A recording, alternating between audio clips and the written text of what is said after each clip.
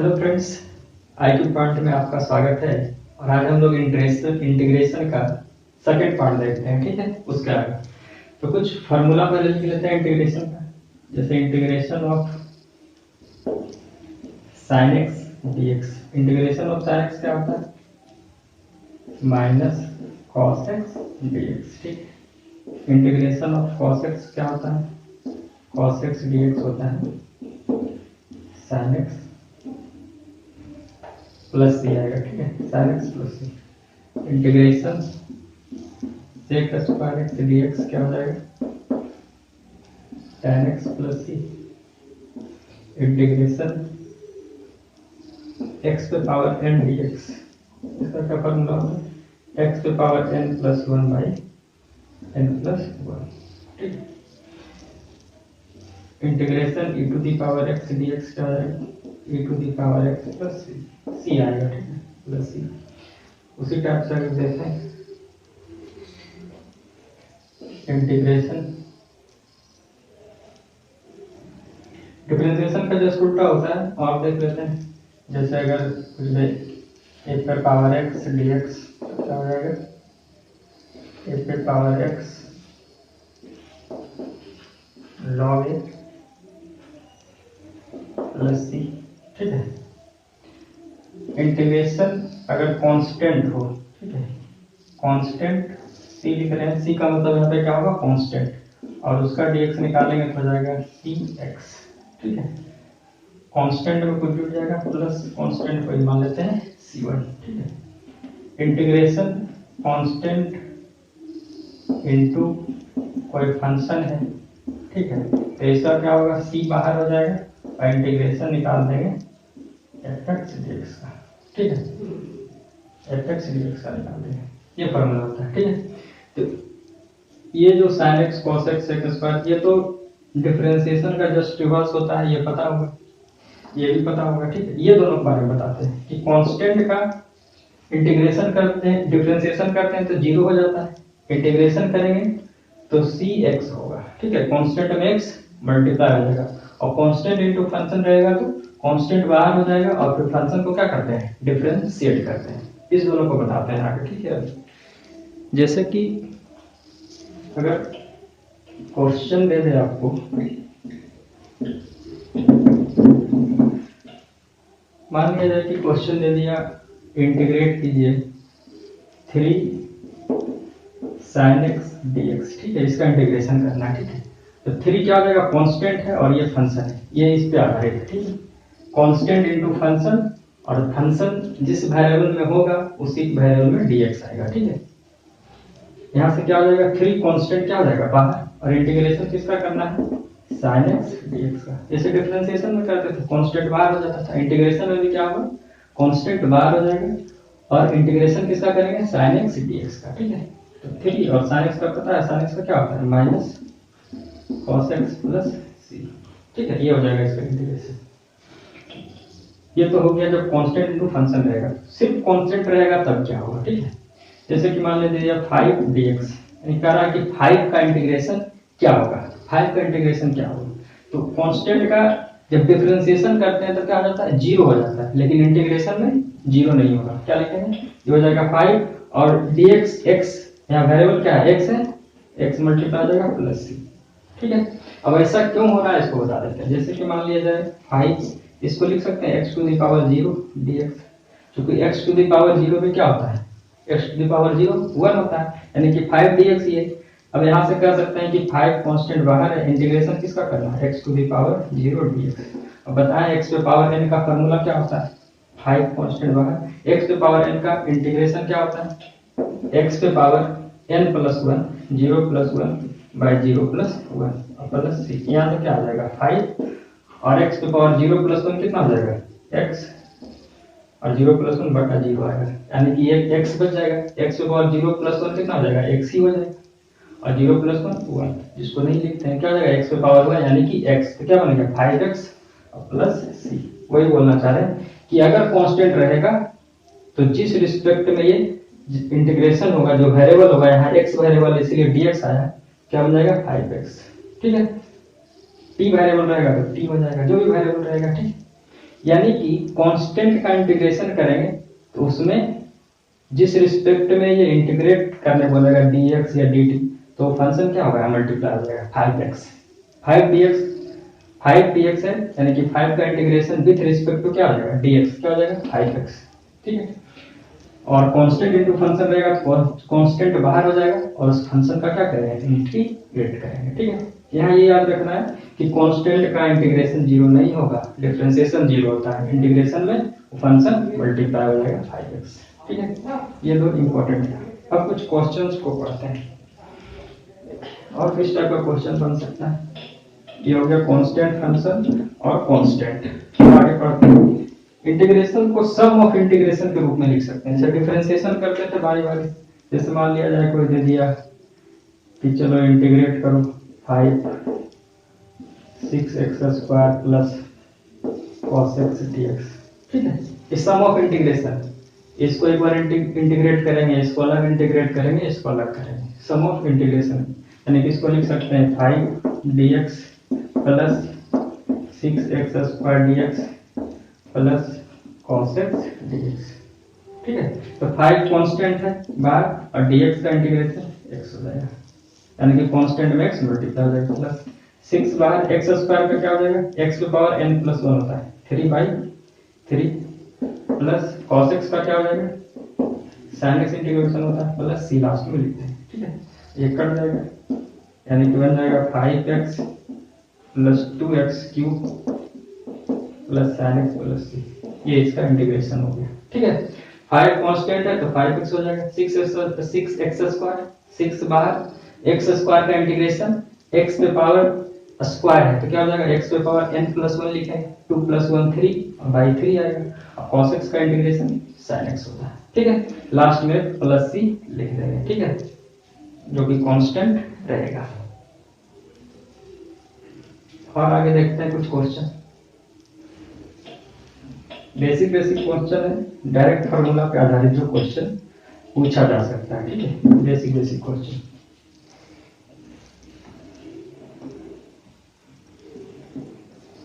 क्या क्या क्वेश्चन रह सकता है, जैसे मान लीजिए कि क्वेश्चन आपको दे सकता है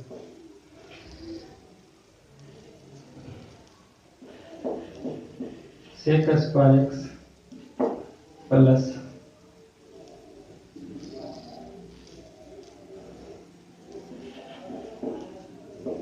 cos x dx। ठीक है, बारी बात करेंगे, sec² x का इंटीग्रेशन क्या होता है, tan x, और cos x का क्या होता है, sin x प्लस फॉर्मूला आ जाएगा तो डायरेक्ट लिख सकते हैं, sec² x का क्या होता है, tan x plus cos x का sin x। ऐसे बेसिक क्वेश्चन रहेगा। जैसे मान लीजिए क्वेश्चन ऐसा पूछ दे, x to power 6 plus x to power 9 by x² dx। ठीक, ये भी क्वेश्चन पूछ सकते हैं। तो इसमें u बाई v तो अभी बताया नहीं है, u बाई v, तो इसको देखिए फंक्शन एक ही है, x के टर्म में, x के टर्म में, x के टर्म में डिवाइड कर सकते हैं। अभी बारी से डिवाइड इसमें होगा, डिवाइड करेंगे क्या बनेगा, x टू पावर 4, इसमें डिवाइड होगा तो क्या बनेगा, x टू पावर 7। अब सिंपल बन गया कि इसका क्या करना है, इसका इंटीग्रेशन करना है। x टू पावर 4 का क्या बनेगा, x to power 4 plus 1 5/5 plus x to power 7 plus 1 8/8 plus, ये हो गया इसका इंटीग्रेशन। ठीक है, अगला क्वेश्चन देखते हैं। अगर कोई इंटीग्रेशन ऐसे पूछ दे,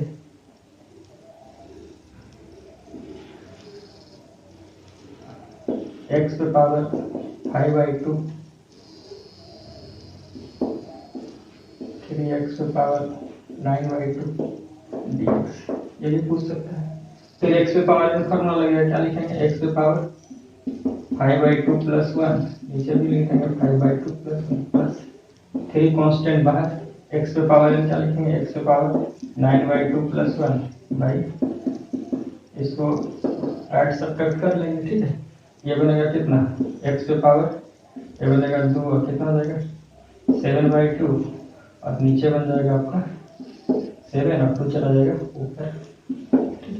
इसको कैलकुलेट करेंगे तो 3x पे पावर कितना हो जाएगा, x पे पावर हो जाएगा 9 2 11/2 और बटा हो जाएगा कितना 11, 2 चला जाएगा कितना, इधर चला जाएगा प्लस, यानी कि 2x पे पावर 7/2/7 प्लस ये बन जाएगा 6, 3 गुने 2 6 x to power 11 by 2 by 11 इस टाइप से बना सकते हैं, फ्रैक्शन में रहेगा। ठीक, ये फ्रैक्शन में।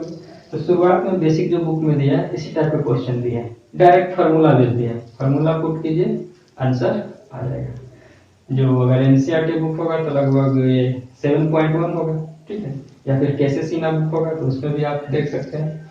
शुरुआती जो फर्स्ट चैप्टर होगा यही सब क्वेश्चन मिलेगा, फार्मूला बेस्ड क्वेश्चन, ठीक है।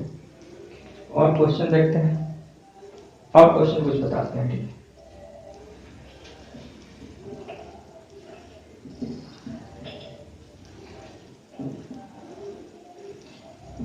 फार्मूला से थोड़ा सा अलग क्वेश्चंस को देखते हैं। जैसे अगर क्वेश्चन कल बता रहे थे उस अनुसार से, इसको बाद में पढ़ेंगे, सब्स्टिट्यूशन मेथड पढ़ेंगे, ठीक है, प्रतिस्थापन विधि से। अभी डायरेक्ट बताते हैं उसको कैसे बनाते हैं। जैसे अगर इंटीग्रेशन कोई दे दिया sin 4x + 6 dx, इसका इंटीग्रेशन करना। हम तो बताए थे कि अगर इंटीग्रेशन हम लिखते हैं sin x dx, तो जो x यहाँ पे है उसका डिफरेंशिएशन यहाँ चाहिए, तब sin x का लिखते हैं -cos x + c। तब फॉर्मूला अप्लाई होता है कि जो यहाँ पे x है उसका डिफरेंशिएशन सेट होना चाहिए। अब यहाँ पे देखते हैं क्या जो x है इसका डिफरेंशिएशन इस फंक्शन में है। 4x का डिफरेंशिएशन होता है 4x का dx, और 6 का तो 0 हो जाएगा, यानी कि 4 dx चाहिए। सिर्फ dx है, 4 तो है नहीं। तो बताया कि कांस्टेंट को अपने मन से मल्टीप्लाई डिवाइड कर सकते हैं, तो वही काम करेंगे यहाँ पे। कांस्टेंट को अपने मन से मल्टीप्लाई डिवाइड करेंगे क्या हो जाएगा, 4 × 4 डिवाइड। अब ये sin x बोलेंगे, अगर ये पूरा x है तो इस x का डिफरेंशिएशन 4x का 4 dx मौजूद है, ठीक है। अब बोलेंगे ये 1/4, और sin x है तो उसका dx मौजूद है, तो sin x का क्या होता है -cos 4x + c, ठीक है, माइनस। उसी टाइप से आप देखते हैं क्वेश्चन, जैसे अगर दे दिया sin 9x + 10 cos लिख देते हैं, ठीक है। जैसे दे दिया cos 9x + 10 dx। अभी यहाँ पे x ही लेना पड़ेगा, x² लेंगे तो क्वेश्चन नहीं बनेगा, ठीक है। उसका आगे बताएंगे कि सिर्फ x रहेगा तभी ये फार्मूला लगेगा, x² हो जाएगा, x³ हो जाएगा तो फार्मूला नहीं लगा सकते, क्योंकि इंटीग्रेशन में हर एक क्वेश्चन बनाने के लिए अलग अलग फार्मूला होगा, उसी पे पुट करना पड़ेगा तभी बनेगा, ठीक है। डिफरेंशिएशन जैसा नहीं बन जाएगा कि कोई भी क्वेश्चन दे दिया और सारे को सोल्व कर देंगे, ठीक है। क्योंकि डिफरेंशिएशन 9x का 9 dx आएगा, तो dx है, कांस्टेंट आएगा तभी तक कांस्टेंट मल्टीप्लाई डिवाइड कर सकते हैं, ठीक है। कांस्टेंट के अलावा अगर वेरिएबल भी आ जाएगा डिफरेंशिएशन में तब नहीं कर सकते, ठीक है। अब ये इसको क्या लिखेंगे, इसका डिफरेंशिएशन 9x + 10 का क्या आएगा, 9 dx आएगा। ये तो 10 कांस्टेंट है, 0 हो जाएगा डिफरेंशिएशन, यानी कि अगर ये x है तो इसका डिफरेंशिएशन 9 बाहर x का dx तो है, 9 नहीं है, तो 9 × 9 डिवाइड कर देंगे। क्वेश्चन तो वही है, 9 कट जाएगा। अब क्या होगा 1/9, और cos x और ये dx बन रहा है। अगर ये cos x है तो इस x का डिफरेंशिएशन 9 dx मौजूद है, तो बोलेंगे cos x dx का क्या होता है, cos x का डायरेक्ट फार्मूला होता है sin x के जगह पे क्या है। यहाँ से क्या दिख रहा है, शॉर्ट में बना सकते हैं क्वेश्चन को। यहाँ से दिख क्या रहा है कि जो डिफरेंशिएशन जो हो रहा है, यानी कि कोफिशिएंट ऑफ x, अगर इसको मान ले sin 4x + 6 dx, ये अगर ये sin x है, ये sin अगर x है तो कोफिशिएंट ऑफ x क्या हो रहा है, इंटीग्रेशन करने में कोफिशिएंट ऑफ x जो है वो डिवाइड हो रहा है। जैसे बोलेंगे अगर ये sin x dx है तो sin x का क्या होता है -cos x, और कोफिशिएंट ऑफ x क्या हो रहा है, डिवाइड हो रहा है, वही तो था यहाँ पे। यहाँ बोलेंगे क्वेश्चन मेरा ये था cos 9x + 10 dx, ठीक है। बोलेंगे अगर ये cos x है तो cos x का क्या होता है sin x, लिख देंगे sin 9x + 10, और कोफिशिएंट ऑफ कितना है 9 डिवाइड करते हैं, यही तो आया था sin 9x + 10/9। यानी कि जब फंक्शन रहेगा उसमें कोफिशिएंट ऑफ x जो रहेगा उसको डिवाइड कर देंगे। Coefficient of x², x³, x⁴ ये सब के बारे में भी नहीं बता रहे हैं, सिर्फ बता रहे हैं कोफिशिएंट ऑफ x, और क्वेश्चन में भी यही रहेगा, क्या रहेगा कोफिशिएंट ऑफ x रहेगा, ठीक है। तो कोफिशिएंट ऑफ x 9 में क्या हो जाएगा, डिवाइड हो जाएगा, +c आएगा, ठीक है, +c पूरे में आएगा, इंटीग्रेशन जहां भी करेंगे +c आएगा। तो ये बेसिक तरीका हो गया, ठीक है। अगर उसमें कुछ फंक्शन दे दिया मल्टीप्लाई, तो और क्वेश्चन को देखते हैं।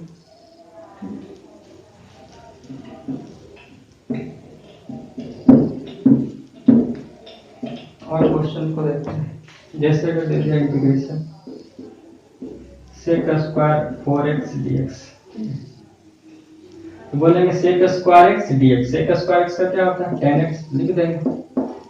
और कोफिशिएंट ऑफ x क्या करेंगे, डिवाइड कर देंगे। कोफिशिएंट ऑफ x डिवाइड हो जाएगा, क्यों होगा, क्योंकि जो इसका डिफरेंशिएशन आएगा 4dx, तो 4 मल्टीप्लाई करेंगे 4 डिवाइड करेंगे, वही तो डिवाइड बच रहा है। तो बार बार वो लिखेंगे नहीं कि इसका डिफरेंशिएशन 4dx आएगा तो 4 मल्टीप्लाई 4 डिवाइड। एक बार सीख गए तो क्या करेंगे, sec स्क्वायर x पढ़ेंगे, sec स्क्वायर x का 10x, और कोफिशिएंट ऑफ x अगर कुछ है तो उसको डिवाइड कर देंगे, ठीक है। जैसे कर देंगे sec square 9x plus 10, 9x plus 5 dx, ठीक है। अब बोलेंगे sec स्क्वायर x का क्या होता है 10x, तो लिख देंगे 9x प्लस 5। इसमें भी क्या करेंगे, कोफिशिएंट ऑफ x डिवाइड करेंगे। Coefficient of x 9 plus c, क्यों डिवाइड किया सिर्फ 9, यहाँ बोल सकते थे 4x है, यहाँ 9x प्लस 5 है। क्योंकि 9x का ही तो डिफरेंशिएशन होगा, 5 तो कांस्टेंट है, इसका डिफरेंशिएशन 0 हो जाएगा।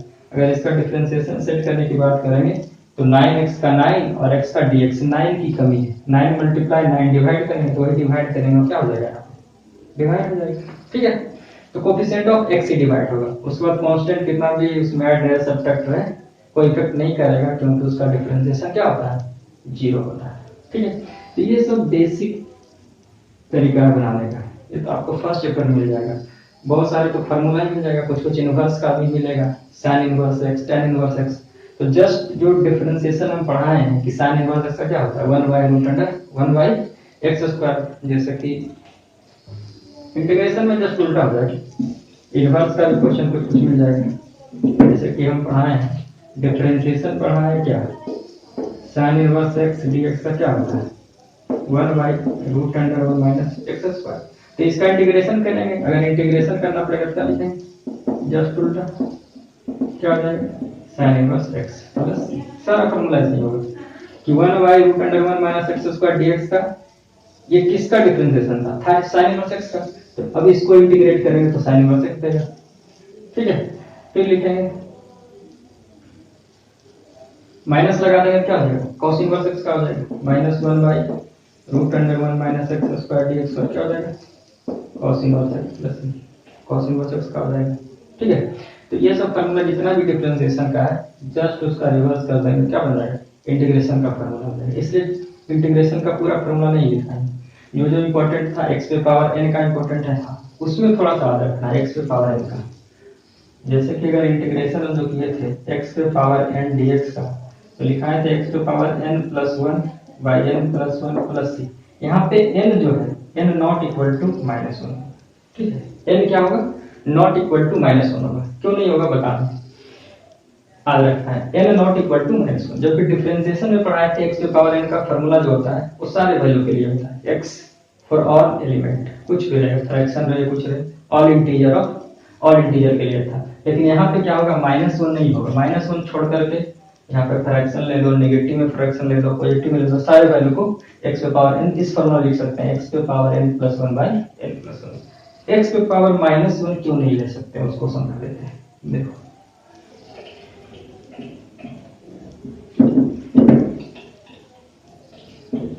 Differentiation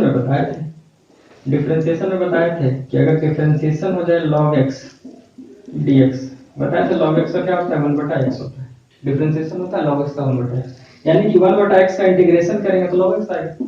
integration of 1/x dx क्या हो जाएगा log x हो जाएगा। चूंकि 1/x है 1/x को क्या लिख देंगे x पे पावर -1 dx इक्वल टू क्या हो जाएगा log x प्लस c।